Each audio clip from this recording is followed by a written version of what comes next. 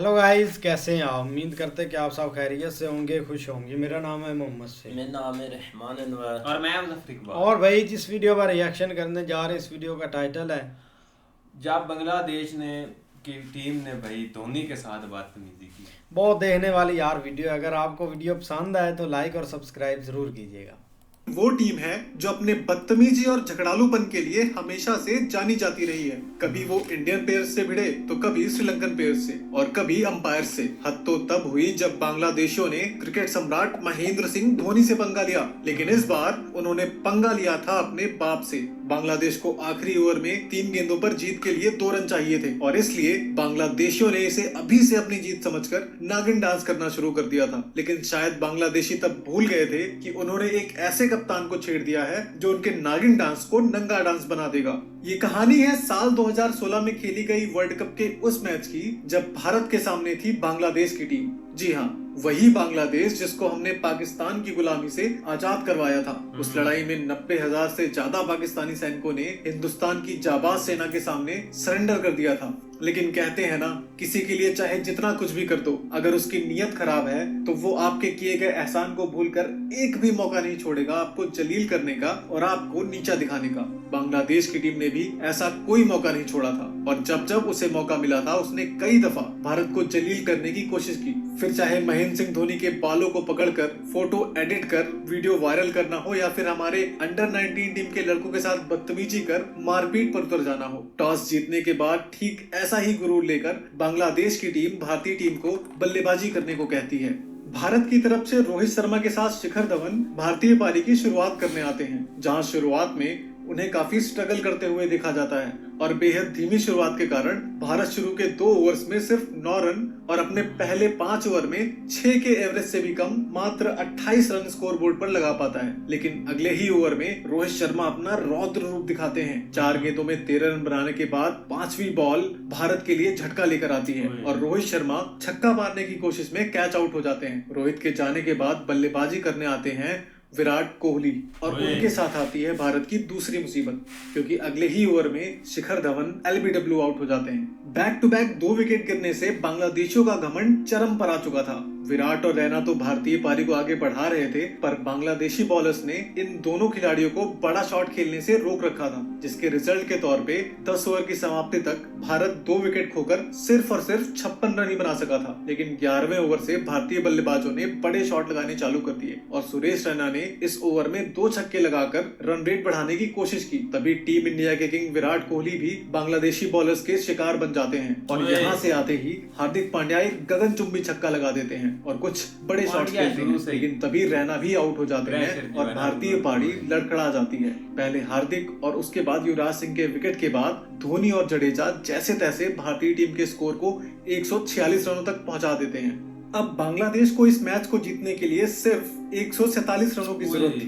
भारत की पारी समाप्त हुई और जब बांग्लादेशी प्लेयर मैदान से बाहर जा रहे थे, उस समय उनके जश्न मनाने का अंदाज ये बयां कर रहा था जैसे उन्होंने भारत को 146 रनों पर रोककर इस मैच को जीत लिया हो। और अपने इसी घमंड के साथ बांग्लादेश की टीम 146 रनों का पीछा करने मैदान पे उतरती है। लेकिन असली कहानी अभी बाकी थी। बांग्लादेश के साथ कुछ ऐसा होने वाला था जो कई सालों तक उन्हें चुभने वाला था। बांग्लादेश ने सधी हुई शुरुआत की, लेकिन तीसरे ओवर में ही जडेजा ने मिथुन को आउट करके बांग्लादेश की उम्मीदों को उनके औकात के बराबर ला दिया। हालांकि टारगेट बहुत ही छोटा था, इसलिए भारत को इस मैच को जीतने के लिए बैक टू बैक विकेट लेने थे। लेकिन यहाँ जस्ट इसके अपोजिट हो रहा था। मिथुन के जाने के बाद सब्बीर और तमीम ने मैदान पे मानो खूंटा गाड़ दिया हो। दोनों बांग्लादेशी बल्लेबाज तेजी से रन बनाते हुए भारत को मानो इस मैच से बाहर कर देना चाहते थे। मात्र 7 ओवर में ही बांग्लादेश ने 1 विकेट खोकर 55 रन बना लिए थे। ऐसे में कप्तान महेंद्र सिंह धोनी बांग्लादेश की इस जोड़ी को तोड़ने के लिए रविंद्र जडेजा को बॉलिंग अटैक पर लाए और जडेजा ने भी धोनी के भरोसे पर खरा उतरते हुए अपने ओवर की चौथी बॉल पे ही तमीम को आउट करके पवेलियन का रास्ता दिखा दिया। जडेजा ने तमीम को डिसीव कर दिया और धोनी ने स्टंप करने में कोई गलती नहीं की। हालांकि दूसरी तरफ बल्लेबाजी कर रहे सब्बीर लगातार चौके लगा रहे थे और बांग्लादेशी फैंस जीत की खुशी में पागल हो रहे थे। इसी बीच धोनी ने अपना कंप्यूटर से भी तेज दिमाग यूज किया और रैना को बॉलिंग देते हुए वाइड बॉल डालने को कहा। उनको पता था कि कि शब्बीर रैना को मारने की कोशिश करेगा और धोनी ने आधे सेकंड से भी कम समय में शब्बीर को स्टंप आउट कर दिया। इस स्टंपिंग को क्रिकेट इतिहास की सबसे बेहतरीन स्टंपिंग माना जाता है। यहाँ से शाकिब और मुर्तजा ने लंबे लंबे छक्के लगाकर मैच एक तरफा बना दिया था। आलम यह हो गया था कि जो भी बल्लेबाज आता वो लंबे लंबे छक्के मारकर आउट हो जाता। इसके बाद 10वें ओवर में, 12वें ओवर में और फिर 13वें ओवर में भारत को शब्बीर, मुर्तजा और शाकिब के रूप में 3 विकेट्स मिलते हैं। लेकिन फिर यहाँ से सौम्य सरकार ने बांग्लादेशी पारी को संभालते हुए तेजी से रन बनाने चालू कर दिए, जिससे आखिर में 3 ओवर में 27 रनों की जरूरत थी। लेकिन सौम्य सरकार एक चौका लगाकर अगली ही बॉल पे आउट हो जाते हैं और बांग्लादेशी फैंस निराश हो जाते हैं। पर अगले ही पल महमुदुल्लाह ने लगातार 2 चौके लगाकर भारत की उम्मीदों पर पानी फेर दिया। अब बांग्लादेश को आखिर के 12 बॉल पे 17 रनों की जरूरत थी। वैसे तो 19वां ओवर भारत के लिए ज्यादातर मौकों पर मनहूस ही साबित हुआ है, लेकिन यहाँ बुमराह ने शानदार गेंदबाजी की और अब बांग्लादेश को आखिरी 6 बॉल पे 10 रन चाहिए थे। यहाँ से महेंद्र सिंह धोनी ने अपने जीवन का पूरा एक्सपीरियंस झोंक दिया और एक एक फील्डर को अपनी सोची समझी साजिश और रणनीति के तहत सेट कर दिया और बॉल दे दी हार्दिक पांड्या।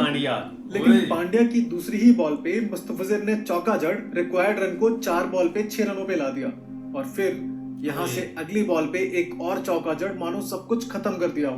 मुशफिकुर रहीम चौका मारते ही खुशी से नाचने लगता है। अब बांग्लादेश को इतिहास बनाने के लिए 3 गेंदों में मात्र 2 रनों की जरूरत थी और यहाँ से एक सिंगल भी मैच को ड्रॉ करवाने के लिए काफी था। यहाँ पर धोनी ने एक बार फिर से पांड्या से बात करी और फील्ड को दोबारा सेट किया और चौथी बॉल पे मुस्तफिजुर ने ठीक वही शॉट मारा जहां धोनी ने धवन को सेट करके रखा था। बॉल सीधे धवन के हाथों में जा गिरी, पर अभी भी बांग्लादेश को 2 बॉल पे ड्रॉ के लिए 1 रन और जीत के लिए 2 रन चाहिए थे। ओवर की 5वीं बॉल पर महमुदुल्लाह बड़ा शॉट खेलने गए, जहां जडेजा महमुदुल्लाह के लिए काल बनकर खड़े थे। पिछली 2 गेंद पर भारत को लगातार 2 विकेट मिलने से अब आखिरी बॉल पे बांग्लादेश को ड्रॉ के लिए 1 रन और जीत के लिए 2 रन बनाने थे। रोमांच का लेवल चरम पर आ चुका था। ऐसे में पांड्या की आखिरी गेंद बैट्समैन के हिट कर जाती है। बैट्समैन रन लेने के लिए तो दौड़ा, पर विकेट के पीछे धोनी तैयार थे। उन्होंने बॉल को थ्रो ना करके चीते वाली छलांग लगाई और बैट्समैन के बीच में आने से ठीक पहले गिल्लियां बिखेर दी। इस तरह से धोनी की रणनीति के कारण भारत ने यह मैच जीतकर वर्ल्ड कप में बांग्लादेश जैसी छोटी टीम से हारने का दाग अपने दामन पे लगने से बचा लिया। जो बांग्लादेशी अब से चंद बॉल पहले नागिन डांस कर रहे थे, अब उनकी आंखों में सिर्फ और सिर्फ आंसू थे और इस तरह से टीम इंडिया ने बांग्लादेशियों को सबक सिखाया कि बाप बाप होता है। इस वीडियो के लिए इतना ही। अगर आपको वीडियो पसंद आया हो तो लाइक करके चैनल को सब्सक्राइब जरूर करें। बहुत ही एक्साइटिंग वीडियोस आने वाली हैं। बहुत यार एक एक्साइटेड मैच हुआ था। एक सारा हमने देखा था, लेकिन जब इंडिया एक बैटिंग कर रही थी ना, तब एक इंडिया की टीम काफ़ी एक स्ट्रांग होती थी, एक T20 की, और बहुत एक हिटर थे भाई, एक मारने वाले, एक युवराज सिंह भी थे, एक रैना थे, धवन थे, और सब मिलकर बहुत धोते थे यार टीमों को। लेकिन ये जो बांग्लादेश के साथ मैच हुआ था ना, इंडिया ने फर्स्ट बैटिंग की और थोड़े रन्स बनाए थे। ऐसे ही लग रहा था कि बांग्लादेश जीत जाएगी, क्योंकि बांग्लादेश के पास भी एक बैटिंग लाइन काफ़ी स्ट्रॉन्ग थी, एक सारे हिट मारते थे अच्छी, और T20 का मतलब कि एक थोड़े रन्स थे, तो ऐसे ही लग रहा था कि बांग्लादेश यार जीत जाएगी, और एंड तक ऐसे ही लगता रहा कि जीत जाएगी। अब ये रन्स नहीं थे आखिरी ओवर में, और मेन एक बैटिंग लाइन बैट्समैन खड़े हुए थे पिच पर, लेकिन फिर भी यार एक थोड़ी मतलब कि अच्छी प्लानिंग की एक MS धोनी ने, और भाई वो कैच पकड़ा कर चले गए, और ये बहुत एक्साइटेड मैच हुआ था। एक एक बॉल पर जोर लग रहा था, और एक एक बॉल पर एक बांग्लादेशी जो फैन है ना, वो एक्साइटेड से एक भर रहे थे कि अभी हम जीत जाएंगे। यहाँ तक कि वो बोलते हैं ना कि जीतने से पहले जश्न नहीं मनाना चाहिए, चाहे जो भी हो जाए। बंदा एक एक सेकंड में एक हार जाता है, तो वही बात हुई यार, उसने एक चौका मारा और जश्न एक मनाने की कोशिश की, लेकिन अगली बात पर भाई वो एक अगली बॉल पर आउट होकर चला गया और सारा मैच देकर फिनिश कर गया काम। बिल्कुल यार, मतलब कि वो तो भाई पाकिस्तान से भी ज़्यादा इंडिया और बांग्लादेश की लगती है। पहले ये देखा जाता था कि शायद ऐसे ना पाकिस्तान और इंडिया की काफ़ी ज़्यादा आपस में लगती, लेकिन उनके प्लेयर, उनके अंदर ना पता नहीं भाई, ये गुस्सा ही बहुत ज़्यादा है कि उनको क्या है क्या नहीं, इस चीज़ का नहीं पता। लेकिन जब भी मैच होता है अगर इंडिया हार जाए ना, वो जश्न अपने ही मना रहे होते हैं कि इधर तो भाई लोग बातें करते हैं, वहाँ पर तो पता नहीं नारे, पता नहीं कैसी कैसी वीडियो में देखने को मिलती। लास्ट जब मैच हुए थे ना, जब इंडिया हारा था तभी ऐसी वीडियो देखी थी। लेकिन यहाँ भी एक एक बाल पे उनका जो गुस्सा था, गुस्सा ज़्यादा था, एक्साइटमेंट कम थी, मतलब ऐसे प्लेयरों के ऊपर वो बोल रहे थे। लेकिन फिर सही है भाई, टीम इंडिया ने भी जब उनकी ली हैं विकेटें, उसके बाद आहिस्ता आहिस्ता होते गया। लेकिन लास्ट पे उनको पक्का यकीन हो गया जब दो उन्होंने भाई चार लगाया ना, तभी वो यही समझ रहे थे कि जैसे ना हम जीत चुके हैं, लेकिन तभी वो आउट हो गया और लास्ट पे जीत गए। बिल्कुल ऐसे ही है। लेकिन भाई जो पहली स्टार्टिंग में भाई ने बात की है ना, वो बिल्कुल एक जो है ना आपने मिसाल सुन रखी होगी कि जिस पे एहसान करो उसके शर से बचो हैं। और ये सेम टू सेम भाई बंगालियों के ऊपर फिट बैठती है। उसकी वजह ये है कि भाई एक टाइम था ये एक पिस रहे थे और इनको कोई समझ नहीं आ रही थी। उस वक्त एक इंडिया ने इनकी हेल्प की थी, लेकिन वो टाइम तो चलो अच्छा गुजर गया और मतलब जो भी हुआ वो आगे चीज़ें चलती गई। लेकिन अब देख लो कि वही एक आके जो है ना वो मतलब बहुत सारी ऐसी कंट्रोवर्सीज, खासकर एक वर्ल्ड कप को आपने देखा होगा कि वहाँ पे इंडिया के हारने पे जश्न मनाए गए थे और भी बहुत सारी ऐसी वीडियोस। और सेम टू सेम आप तो खैर मामला और उन्होंने मतलब एक दुश्मनी साइड के ऊपर लेके चले गए हैं। और उसके अलावा भाई जो क्रिकेट उनकी है ना, वहाँ पे जो खिलाड़ी है ना, उन्होंने भी इस चीज़ में काफ़ी एक हिस्सा लिया। आप देख लो कि एक नागन डांस उन्होंने एक प्लेयरों के सामने करना, या जैसे भाई उसने चौका मारा है ना, तो वो भाई एक यही समझ रहा था कि हम मैच जीत चुके हैं। यकीन करो भाई, अगर वो मैच किसी ने नहीं देखा तो उन्होंने कुछ नहीं देखा। ये जो मैच है उसकी वजह ये है कि स्टार्टिंग से लेके एंड बॉल तक धड़कने जो है ना ऐसे ऐसी होती रही थी यार। कोई पता नहीं चलता था, किसी लम्हे के लिए भाई मैच इधर हो जाता था, किसी लम्हे के लिए मैच इधर हो जाता था।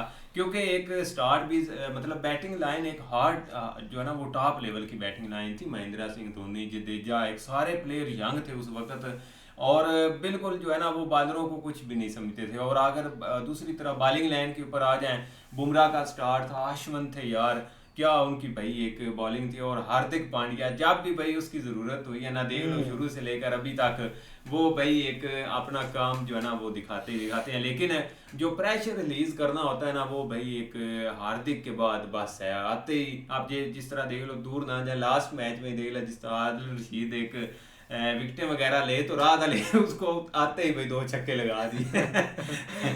वो एक जो है ना वो तीसरी बॉल पे, लेकिन ये है कि आउट हो जाते हैं जल्दी, लेकिन फिर भी जितनी देर रुकते हैं ना अपना भाई काम जो है ना वो कर देते हैं। दूसरी तरफ भाई एक्साइटिंग मोमेंट था जब लास्ट ओवर भी हार्दिक करवा रहा था। और यकीन करो ऐसे जो है ना वो मतलब क्योंकि इंडिया खुद भी एक्सपेक्ट नहीं कर रहा था कि हमें इतना एक टफ टाइम बांग्लादेश देगी, क्योंकि उनकी उस वक्त भी टीम काफ़ी एक मजबूत हो चुकी थी। लेकिन जो भाई एंड के ओवर में एक एक बॉल ने तड़पाया था ना, जब चौका लगा है, लोग जो है ना वो एक दफ़ा मैं कहता हूँ बेहोश होने को हो गए थे कि यार हो क्या गया है, क्योंकि एक माहौल ही उस वक्त ऐसा बना हुआ था। बाकी भाई महेंद्र सिंह धोनी भाई क्या कमाल के एक क्रिकेटर आए हैं। एक मैं कहता हूँ कि थाला फारा रीजन उनका नाम जो रखा है ना, वो एक भाई एक किसी कमाल एक बंदे ने क्या थिंकिंग लगाई, क्योंकि उनका भाई बहुत एक ज़हन था। आप देख लो कि वो जो स्टंप आउट उन्होंने किया था ना, मैं कहता हूँ कि हिस्ट्री में ऐसा स्टंप आउट किसी ने नहीं किया। और कोई अब देख लो, एक नॉर्मली हम देख रहे हैं तो वो जज ही नहीं होता था कि आउट हुआ है, क्योंकि बंदा तो जो है ना वो एक डी के अंदर था, लेकिन जस्ट उसका थोड़ा सा पाँव ऐसे था और काम जो है ना वो। लेकिन एंड के ऊपर जो भाई एक थ्रो लगाई है ना, स्कोर उन्होंने कर जाना था। हाँ। लेकिन भाई जो दौड़े उन्होंने थ्रो नहीं लगाई, उन्होंने दौड़ के उसको आउट किया। क्या यार एक्साइटेड मोमेंट थे वो। बाकी यार एक बहुत इंटरेस्टिंग वीडियो थी। उम्मीद करते हैं कि आपको वीडियो पसंद आएगी। अगर पसंद आए तो वीडियो को लाइक और चैनल को सब्सक्राइब ज़रूर कीजिएगा।